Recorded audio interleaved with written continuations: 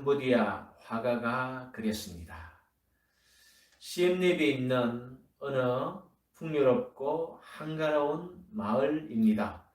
하나님께서 만드신 그 동산에서 여유롭고 유유자적하게 낚시를 가족들이 하면서 자연을 즐기는 그러한 내용입니다. 여기에 한 가지 더 한다면 오늘 말씀의 내용은 누가복음입니다. 이분들이 말씀을 받았더라면 하나님께서는 그 받은 말씀을 더 확실하게 하기 위해서, 확정하기 위해서 누가복음의 말씀을 주셨고, 이분들이 말씀을 만약에 받지 못했다면 말씀을 듣는 자로서 하나님의 복음을 받아들이는 시간 되었으면 좋겠습니다. 이 그림은 유튜브에 올라갈 것입니다. 가족끼리 묵상하면서 이 그림에 대해서 나누는 교제의 시간 되기를 기원합니다.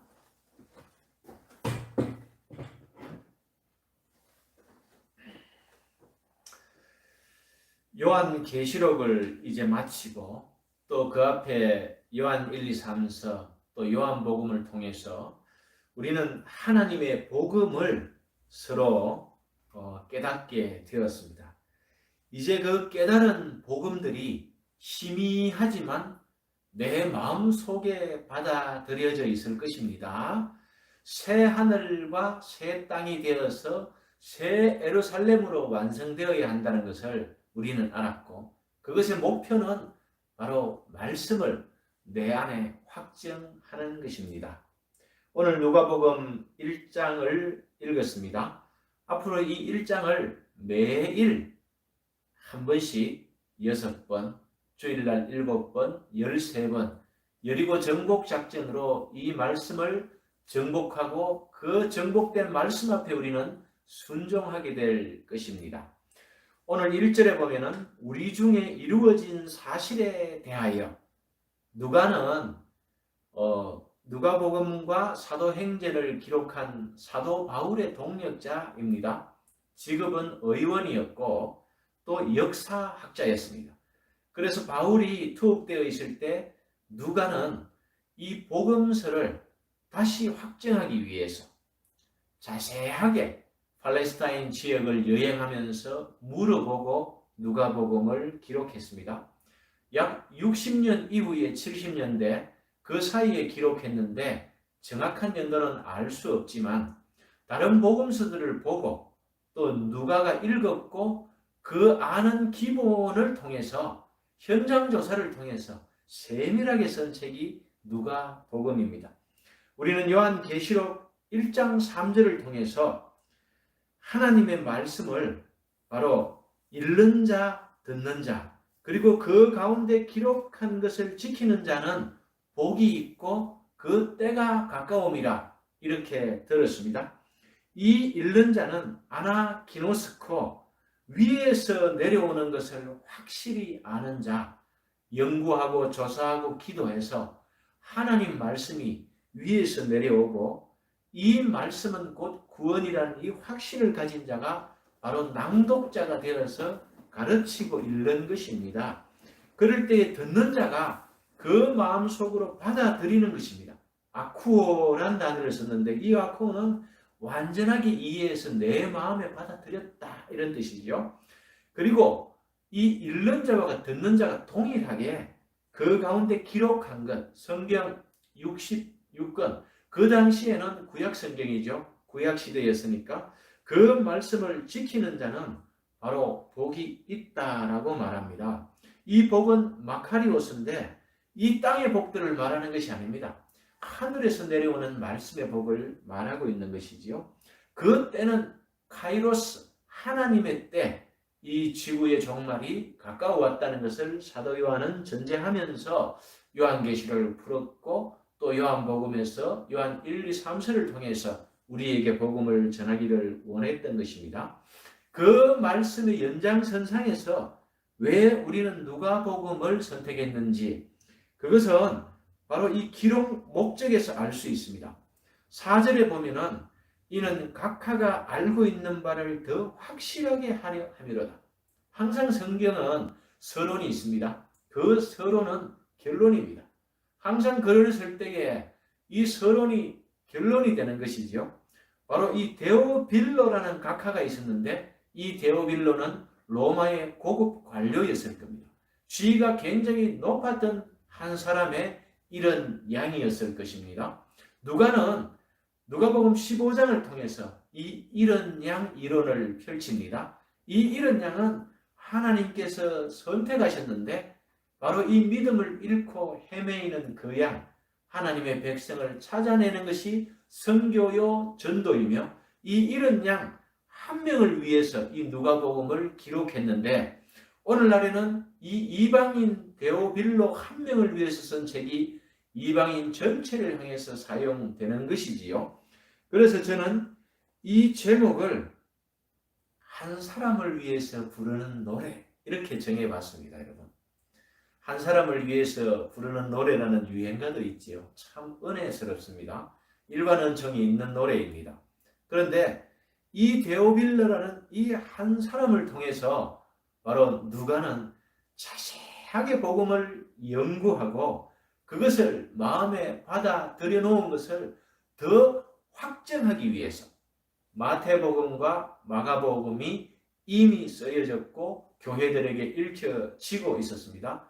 이 사자복음인 이 땅에 왕으로 오신 예수 그리스도를 나타낸 마태복음, 또 로마의 군사들, 그 군인들에게 전도하기 위해서 마가복음, 종회복음, 이 누가복음은 사람으로 오신 예수 그리스도, 이 성육신하신 예수 그리스도의 행적을 자세히 기록함으로 인해서 또 요한복음은 하늘의 독수리복음, 하늘 왕이 이 땅에 오신 그 복음을 자세히 기록했는데 바로 사도 요한이 또 마태가 마가가 기록한 그 내용들과 다른 관점으로 누가는 누가복음을 아주 길고 자세하게 그렇게 기록했습니다.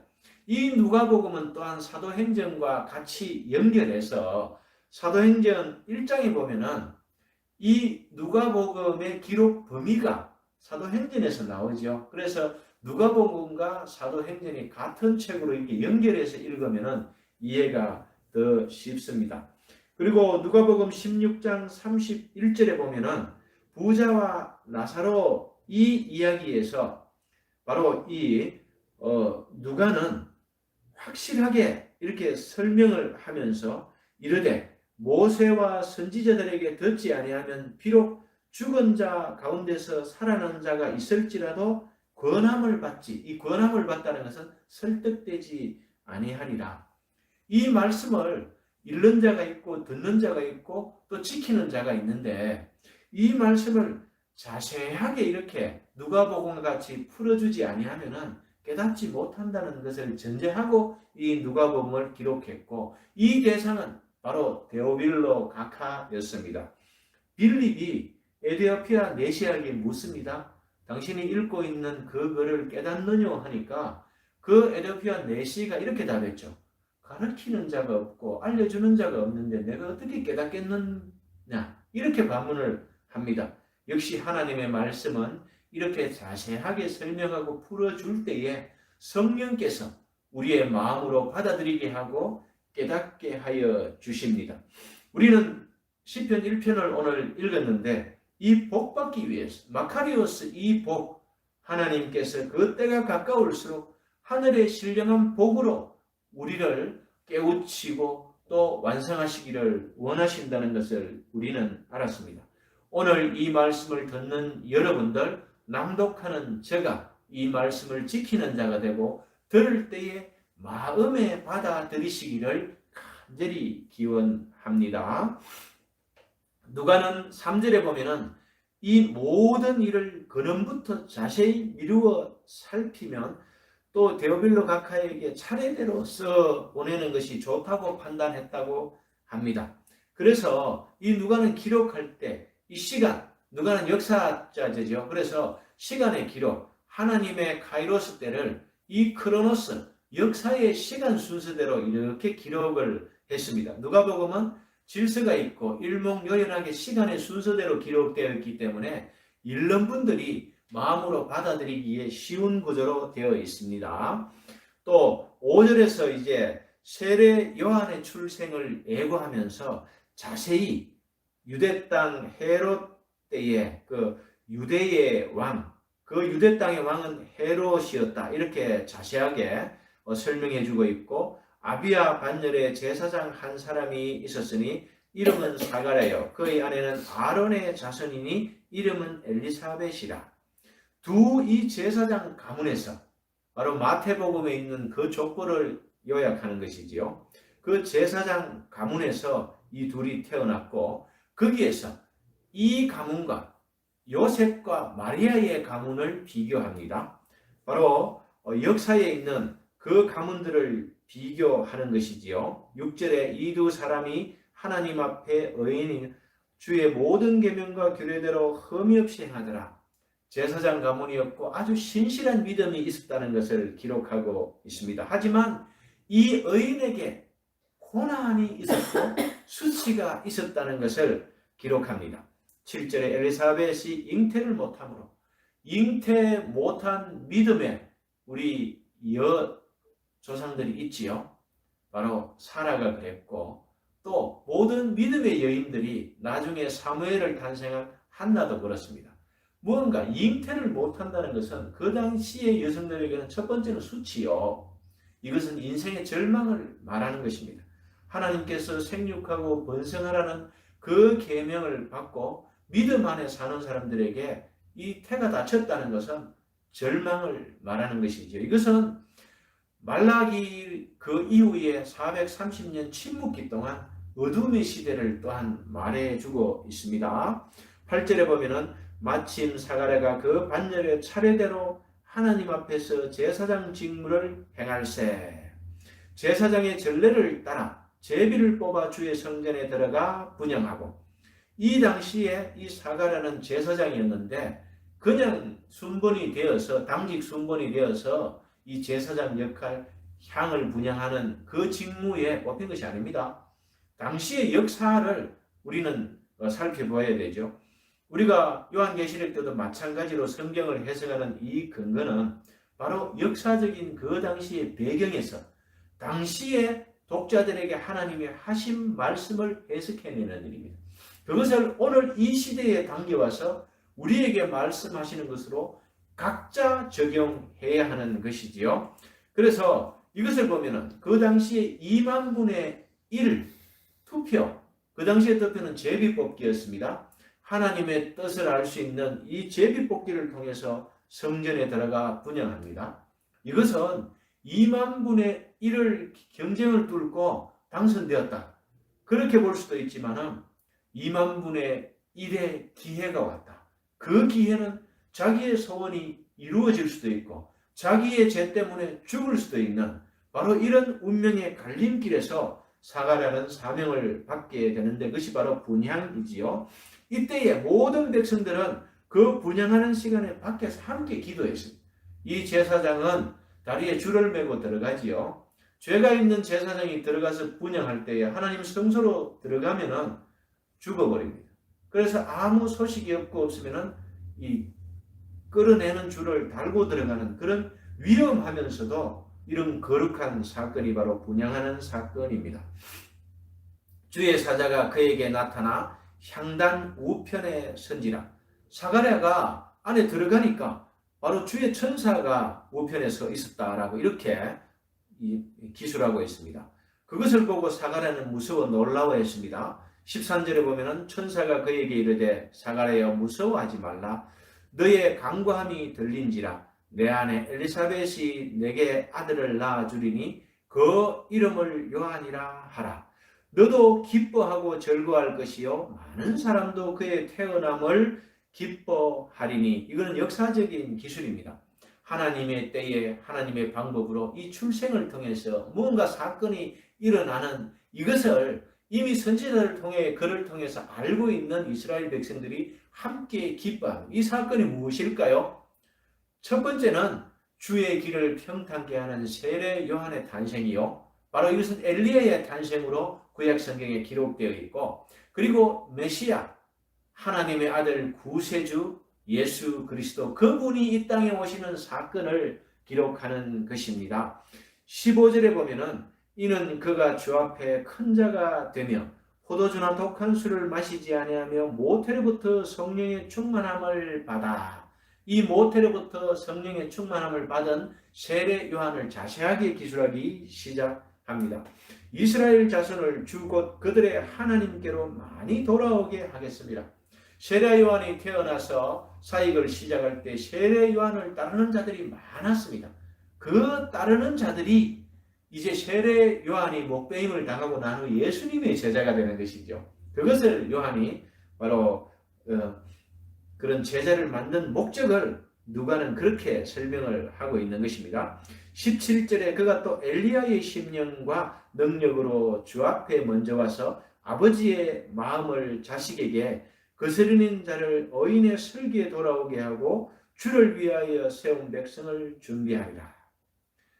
이 세례 요한은 아버지의 마음을 절절히 깨달았고 그 아버지의 말씀을 전파하는 자로 회개하라라고 광야에서 외치는 자로 왔지요. 성경을 읽을 때에 우리는 첫 번째 하나님의 그 절절하신 마음으로 성경을 읽어야 된다 그렇게 했는데 바로 하나님의 마음을 아는 것이 중요하다는 것이지요. 18절에 사가랴가 천사에게 이르되 내가 이것을 어떻게 알리요? 내가 늙고 아내도 나이가 많으니라. 이미 자기에게 소망이 다 끊어졌다는 것을 사가랴가 고백하고 아울러 아내의 경수가 끊어졌음을 고백하는 것이지요.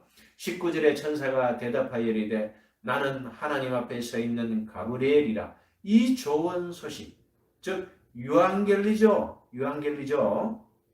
이것은 복음을 뜻합니다. 그리고 전도하다 이런 뜻도 있습니다. 바로 사가랴를 천사가 전도하는 것입니다. 복음을 전해주는데 그것을 이 사가랴가 받아들이지를 않습니다. 이미 믿음의 사람이었고 하나님 앞에 분향도 하는 그런 거룩한 자이임에도 불구하고 이 말을 믿지 않는 것이죠. 사랑하는 성도 여러분, 우리가 교회 다녔다고 30년 되어도 바로 이 사가랴와 같은 이런 사람이 될 수 있습니다. 복음을 받아들이지 않는 것입니다. 하나님의 말씀을 가까이 하지 않는 것입니다. 그 말씀 속으로 나아가지 않는 것입니다. 그 말씀에 아멘하고 순종하지 않는 것이죠. 바로 이 사가랴에게 20절 보라 이 일이 되는 날까지 내가 말 못하는 자가 되어 바로 하나님의 징계가 주어집니다. 그것은 바로 벙어리가 되는 것이지요. 말을 못한다는 것은 정보를 지키기 위해서 이 소식의 비밀이 밖으로 나가지 않기 위해서 두 번째 징계입니다. 바로 이 사가랴는 천사에게 말대답을 하면서 자꾸 자신의 소망 없는 자신의 지금의 형편을 나타냅니다. 이것이 바로 인본주의적 사고입니다. 조심해야 합니다. 인본주의를 경계해야 합니다. 자아실현을 통해서 완성된 그것이 바로 인본주의죠. 자기의 생각대로 하나님께서 움직여 주기를 원합니다. 사가랴의 생각대로 하면은 이미 우리는 소망이 없고 다 끊어질 것 끊어졌으니 이것이 내게 이루어지지 않게 하옵소서 이런 말과 같습니다. 이 말은 곧 불신의 말이었습니다. 여기에 하나님께서는 천사를 통해서 사가랴의 말문을 막으십니다. 하지만 때가 이르면 내 말이 이루어지리라. 21절에 백성들이 사가랴를 기다리며 그가 성전 안에서 지체함을 이상히 여기더라. 이제 곧 끄집어낼 상황이 이제 다가오는 것이지요.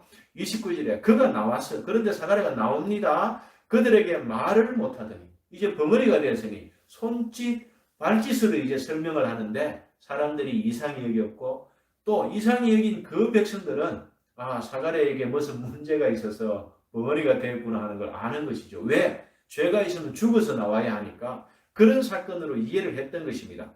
23절에 그 직무의 날이 다 되매 집으로 돌아가니라. 이제 말 못하는 이 사가랴는 아내에게 돌아가는 것이죠. 24절에 이후에 그의 아내 엘리사벳이 잉태하고 5달 동안 숨어 있으며 이르되 결국은 때가 되어서 잉태를 했고 5달 동안 이제 숨어 있죠. 6달째 마리아가 잉태를 하고 세례 요한이 태어난 그 엘리사벳과 바로 이 사가랴 집으로 와서 마리아가 그 고민을 털어놓고 3개월 동안 지내는 이 역사를 지금부터 기술합니다. 예수의 나심을 예고하는 26절 보겠습니다. 여섯째 달에 천사 가브리엘이 하나님의 보내심을 받아 갈릴리 나사렛이라는 동네에 가서, 이 가브리엘 천사, 기쁨의 천사죠. 기쁨의 소식을 알려주는 이 가브리엘 천사는 앞전에서 누구 집에 갔죠? 사가랴 집에 가서 이제는 마리아 집에 갑니다. 이 마리아는 요셉과 정혼한 사이였고 아직 남자를 가까이 하지 않은 동정녀 마리아, 그 집에 가서 잉태 소식을 알립니다. 30절에 천사가 이르되 마리아여 무서워하지 말라, 내가 하나님께 은혜를 입었느니라. 사가랴도 두려워했고 마리아도 두려워했습니다. 우리는 원죄가 있는 기본적인 죄인이기 때문에 하나님의 사자를 만날 때 두렵게 됩니다. 말씀 앞에 두려워하는 이유는 우리는 원죄가 있기 때문에 전도할 때 벌벌벌 떠는 사람을 저는 많이 봤습니다. 특히 우리 캄보디아 형제들 시장에서 만났는데 제가 가까이 가면 들들 떠는 사람들을 보았어요. 이것이 바로 원죄가 있고, 그런데 택한 백성들은 떨지 않습니다. 말씀을 잘 듣고 잘 따라합니다. 우리 림니티가 그랬고 지금 이 방송을 보는 우리 캄보디아 형제 자매들이 그랬어요. 이분들이 바로 택한 백성들입니다. 하나님의 말씀을 받아들이는 거예요. 어디에 받아들입니까? 처음에는 생각 속에서, 나중에는 깊이 마음에 받아들이, 이미 믿고 성령께서 작동을 하기 시작했다, 그렇게 이해하면 됩니다. 31절에 보라 내가 잉태하여 아들을 낳으리니 그 이름을 예수라 하라. 이 마태복음 1장 23절에서는 임마누엘 하나님의 실현을 보여주죠. 그죠? 그것을 누가는 그렇게 썼습니다. 아들을 낳으리니 그 이름을 예수라 하라. 이 예수는 자기 백성을 그들의 죄에서 구원할 자, 그 이름 예수, 구세주 메시아 예수 그리스도이시죠.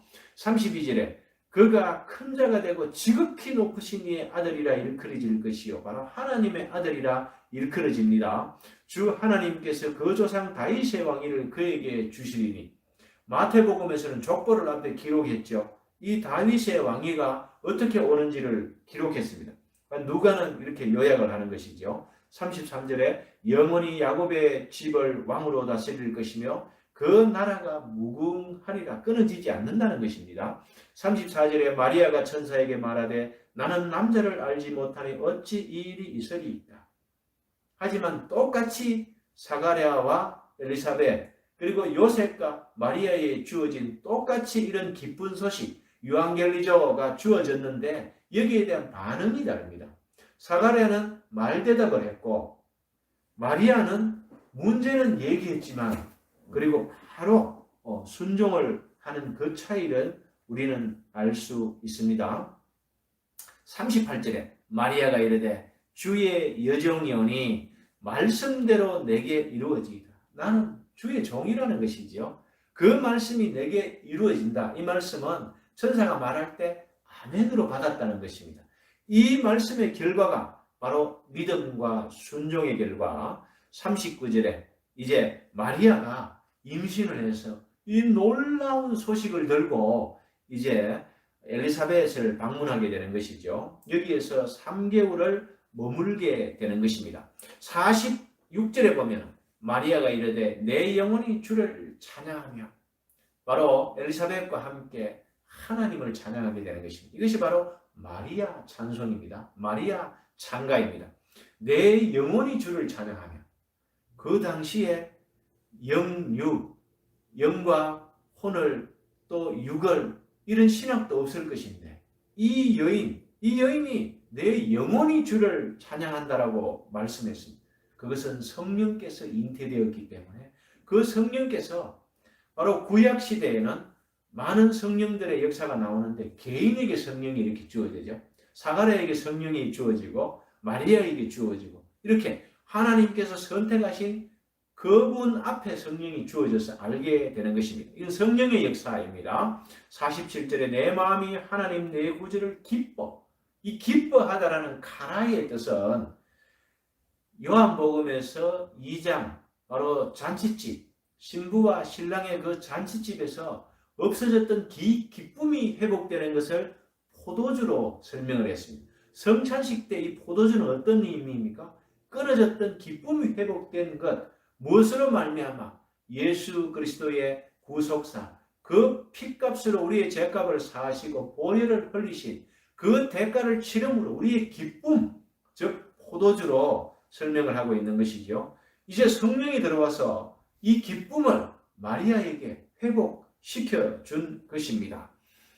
그리고 51절에 보면은 그의 팔로 힘을 보이사 마음의 생각이 교만한 자들을 흩으셨고, 52절에 권세 있는 자를 그 위에서 내리치셨으며 비천한 자를 높이셨고, 마리아는 온 세계사에 권세 있는 자들이, 제국들이 망하는 것을 들었습니다. 이것을 바로 내리치셨다라고 설명합니다.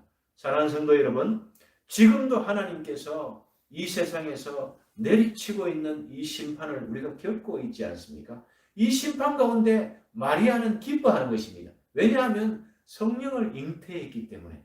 그것이 바로 예수 그리스도 그분이시죠. 이 성령이 잉태되면은 이 내리치는 가운데 심판 가운데도 이렇게 영원히 기뻐할 수 있다는, 카라의 기쁨을 누릴 수 있다는 것을 말하고 있습니다. 56절에 마리아가 석 달쯤 함께 있다가 어디로 갑니까? 자기 집으로 갑니다. 이것은 교회의 바로 모습을 보여주는 것이죠. 바로 그 당시에 성령께서 오셔서 사가랴의 집과 요셉의 집에 성령께서 임하셔서 알려주고 그들이 바로 교회가 되어서 마리아가 3개월 동안 쫓아간 그곳은 바로 그 당시의 교회였죠. 신앙의 나눌, 교제할 수 있는, 서로 성령을 놓고 교통할 수 있는 그곳 장소가 바로 엘리사벳 집이었고 교회였습니다. 사랑하는 성도 여러분, 어떤 문제가 있으면 교회에 와서 이렇게 함께 교제하면서 기도하는 것이 이 당시에 벌써 주어졌던 것입니다. 그리고 이제 해산할 기한이 찼습니다. 세례 요한부터 먼저 태어납니다. 57절, 60절에 보면은 그 어머니가 대답하여 이르되 아니라 요한이라 할 것이라 하며 이름 짓는 일에 대해 갖고 이제는 다른 이름을 지으려고 하는데, 전통에 따라서 지으려고 하는데 바로 엘리사벳이 요한이라고. 그런데 말 못하고 있던 사가랴도 서판에 글을 쓰는데 요한이다.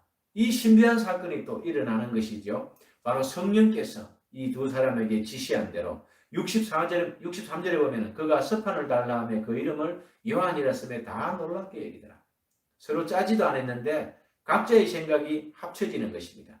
이에 그 입이 곧 열리고 혀가 풀리며 말을 하여 하나님을 찬송하니. 사가랴의 입에 풀리고 첫 번째 했던 내용이 무엇입니까? 찬송했다는 것이죠. 좀 전에는 제사장으로서, 뽑힌 제사장으로서 2만 분의 1의 경쟁력을 뚫고 당선된 사람으로서 천사의 말에 불순종했지요. 반항하고 반박했는데 입이 열린과 동시에 무엇이 나옵니까? 하나님을 찬송하니. 많은 생각을 했을 것입니다. 우리는 때로는 침묵을 지켜야 될 때가 있습니다. 우리는 오늘 예배 가운데에 바로 요한일서 1장 9절의 말씀을 낭독한 후에 1분간 침묵했습니다. 자기 자신의 죄를 이 사가랴처럼 깨닫는 그 시간이 1분입니다. 그 시간에는 여러분들이 하나님 앞에 구원받을 때 원죄는 해결됐지만 자범죄에 관한 일들, 지난주에 저질른 일들, 그 죄를 하나하나 이렇게 내어놓으면서 깨끗하게 사함받는 시간이 필요합니다. 그리고 바로 주기도문으로 들어가는 것이죠. 이로 프로슈코마이 기도입니다.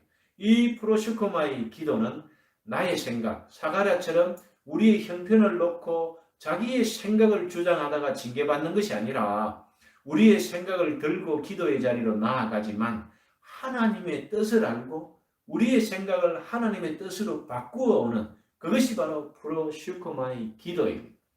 예수님께서 가르치신 주기도문을 그래서 우리는 낭독하는 것이고 그 기도가 바로 하나님의 뜻입니다.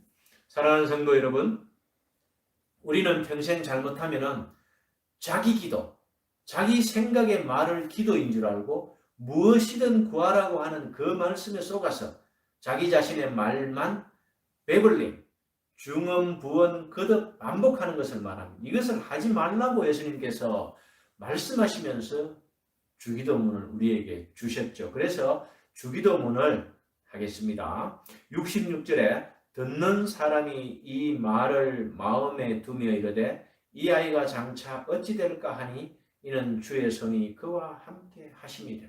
이미 예수님에 대한 이 기대, 또 세례 요한에 대한 이 기대들을 이미 말씀을 통해서 다 가지고 있는 이스라엘 백성들이 이 세례 요한의 탄생을 보고 기대를 하는 것입니다. 이제 사가랴의 예언이 시작되는 67절의 말씀입니다. 그 붙인 사가랴가 성령의 충만함을 받아 예언하여 이르되, 바로 이것은 개별적인 성령을 받았습니다. 바로 사가랴가 이 죄 사함과 구원에 대해서 제대로 깨달았다는 것이죠. 그것이 바로 성령을 통해서 깨달았다는 것입니다. 77절에 보면은 주의 백성에게 그 죄 사함으로 말미암는 구원을 알게 하리니, 바로 믿음으로 바로 이 죄 사함을 받고 그리스도의 보혈의 피로 사함을 받는다는 이 구속사를 사가랴는 다 이해를 했고, 말을 할 때는 몰랐는데 그 침묵의 징계를 받으면서 이 사가랴는 기도하면서 하나님의 뜻을 깨닫고 구속사를 깨달아서 77절에 바로 이 구원을 알고 이 세례 요한이 그 구원의 핵심 진리를 다른 사람들에게 많이 알게 한다는 것도 바로 깨달았던 것입니다. 이런 우리 하나님의 긍휼로 인함이라 이로써 돋는 해가 위로부터 우리에게 임하며, 말라기에서 나오는 내용을 다시 반복합니다. 돋는 해가 위에서 나오고 외양간에 송아지가 기뻐서 막 설쳐서 날뛰는 그 내용을 말라기에서 나왔는데, 그런 모양으로 바로 기쁨이 온다는 것이지요. 79절에 보면 어둠과 죽음의 그늘에 앉은 자에게, 이것은 침묵기 400년 동안에 그 침묵을 지키는 동안에 이 유대인들은 어둠의 그늘에 있었습니다. 그리고 이미 70년에 예루살렘이 멸망하고 누가복음이 그 이전에 기록되었다면 예루살렘 멸망을 못 봤을 것이고, 70년 이후에 기록되었다면 예루살렘 멸망을 보았을 것입니다. 하지만 성령께서 이것을 기록할 때에 그 어둠과 죽음의 그늘이라는 것은 그 모든 환난을 다 포함한 것입니다. 그 그늘에 있는 그분들에게 우리 발을 평강의 길로 인도하시, 이 평강, 샬롬의 길로 인도한다는 것은 이 길로 인도하실 그 길을 여는 세례 요한을 설명하면서 그 길을 따라서 오시는 빛의 사자 예수 그리스도를 예언하는 것입니다. 80절에 보면은 아이가 자라며 심령이 강하여지며 이스라엘에게 나타난 날까지 빈들에 있으리라. 이 세례 요한의 성장 과정을 한 절로 요약을 합니다. 이 누가복음의 특징이죠. 첫 번째, 자라며 이런 키가 크고 이제 육체가 자라는 것을 말하는 것입니다.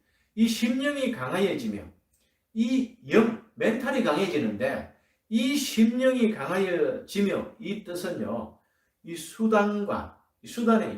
수단의 방법들을 또 표현하고 있는 단어인데, 즉 말씀으로, 성령으로 이 심령이 강하여졌다는 것을 말합니다.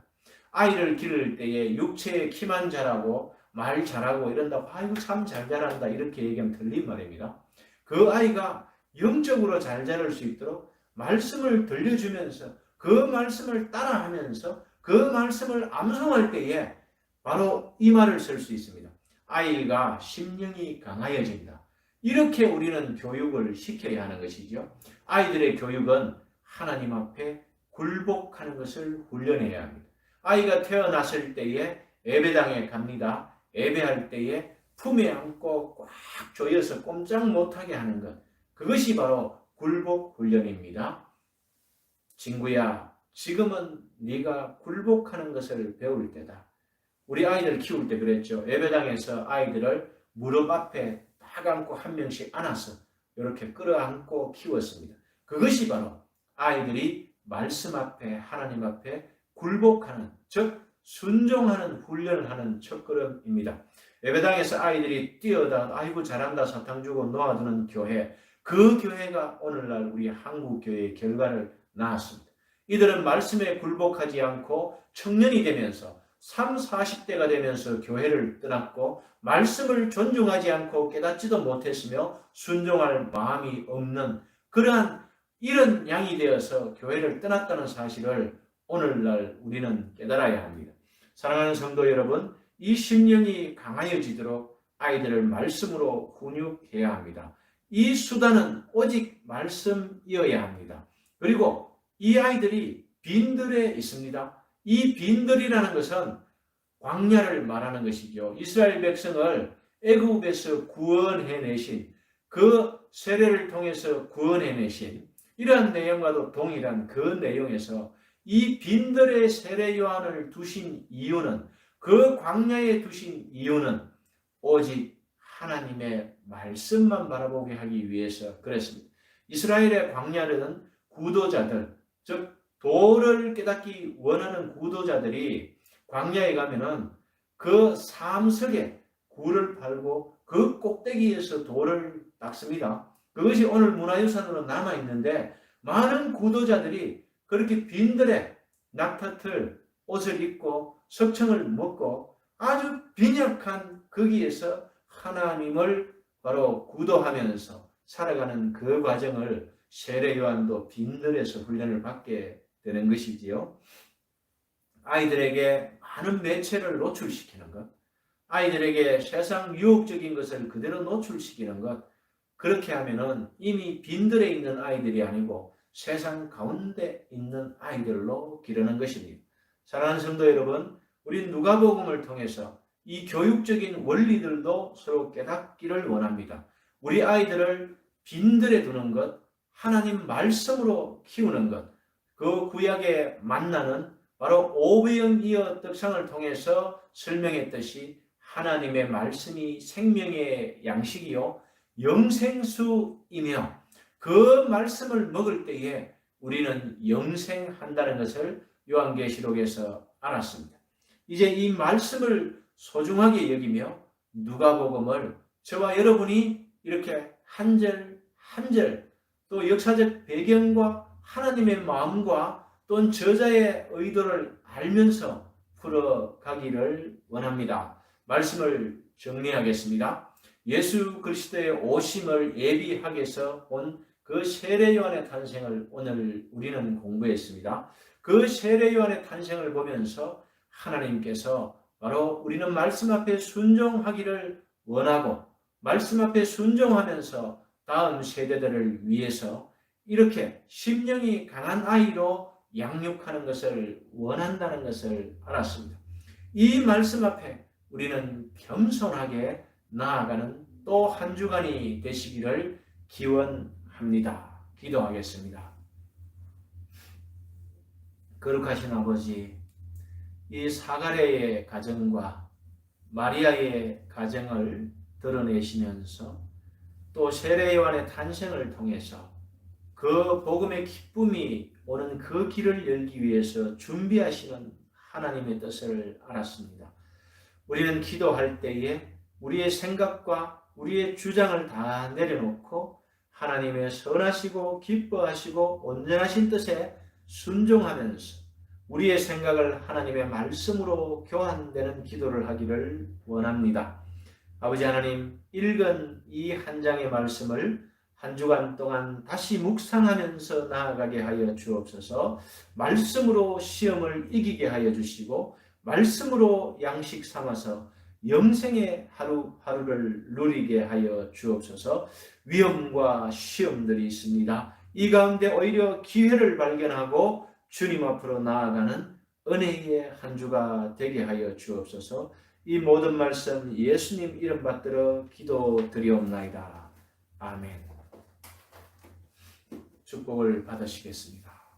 여호와는 내게 복을 주시고 너를 지키시기를 원하며 여호와는 그 얼굴을 내게 비추사 은혜 베푸시기를 원하며 여호와는 그 얼굴을 내게로 향하여 드사 평강 주시기를 원하노라. 아멘.